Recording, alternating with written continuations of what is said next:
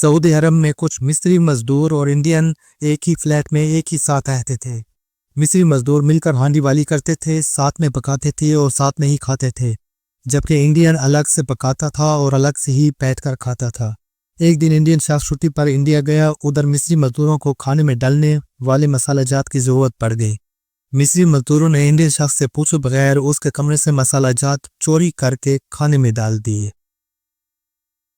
اور خریدنے کی تکلیف بھی نہیں کی۔ چند ماہ بعد انڈین واپس آیا اور مصری مزدوروں سے ملا اور پھر بعد میں اپنے کمرے میں سے غصے کی حالت میں باہر نکلا۔ مصری مزدوروں نے وجہ پوچھی تو انڈین بولا کہ میرے کمرے میں میرے ابو جان کے مرنے کے بعد ان کی راکھ تھوڑی سی میں یہاں لے کر آیا تھا اور مسالہ جات کے ڈبوں کے ساتھ ہی رکھی تھی، اور اب میرے کمرے میں مسالے والے ڈبوں کے ساتھ وہ راکھ موجود نہیں ہے۔